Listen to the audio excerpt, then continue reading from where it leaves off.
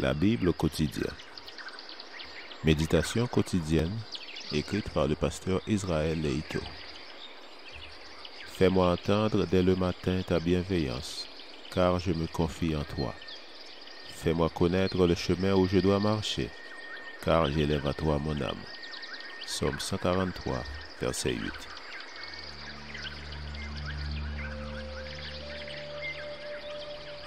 Aujourd'hui, le 2 mai, n'y aurait-il pas un seul sage parmi nous? Je le dis à votre honte. Ainsi parmi vous, il n'y a pas un seul homme sage qui puisse prononcer un jugement entre ses frères. 1 Corinthiens 6, verset 5. Cette question rhétorique de Paul ne doit pas être prise à la légère. Dieu souhaite que son peuple soit un peuple sage, savant en matière de science et de lettres, intelligent dans sa façon de mener son existence quotidienne. Une telle sagesse ne provient pas de l'accumulation d'informations, mais d'une capacité à vivre en accord avec la volonté de Dieu. La raison pour laquelle certains se tournent vers les tribunaux pour régler leurs différends avec les frères est claire. Ils n'ont confiance ni en leur sagesse, ni en leur justice. Ainsi préfèrent-ils s'en remettre aux tribunaux plutôt que d'espérer obtenir justice de l'Église, car à leurs yeux, elle ne compte que peu de sages dans ses rangs. Comment s'y prendre pour régler un litige entre frères? En premier lieu, de telles querelles ne devraient pas surgir.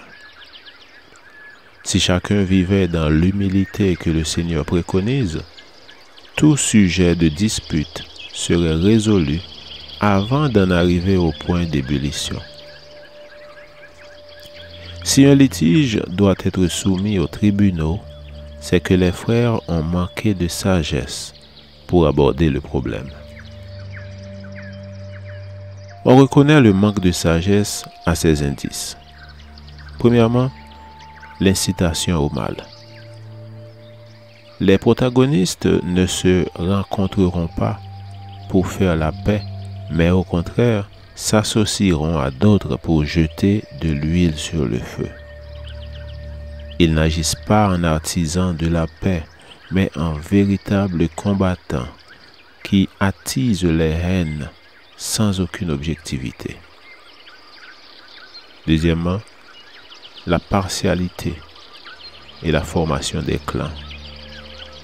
Sans le faire publiquement, on entretient et on envenime la situation d'une manière sournoise. Troisièmement, loin de rechercher la réconciliation, on enflamme les esprits. Le manque de sagesse pour régler les divergences d'opinion constitue une faute grave.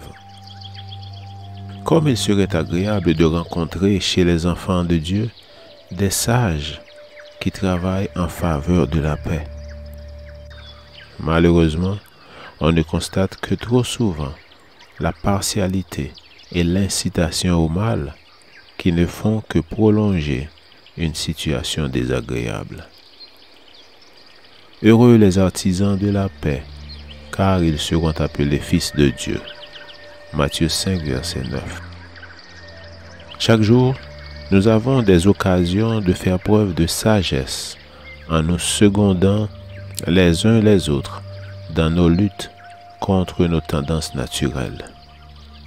Chaque jour, nous avons des occasions de parler de l'humilité du Seigneur, qui, en dépit de la méchanceté et du péché, a été le premier à pardonner, à rechercher la réconciliation et la paix.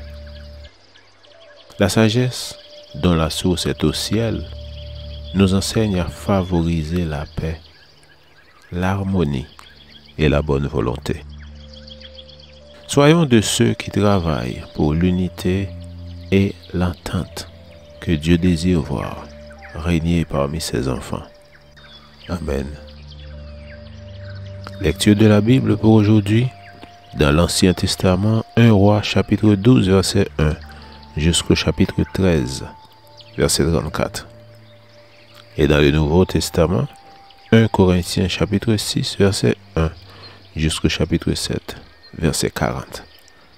Je vous souhaite de passer une excellente journée avec Jésus.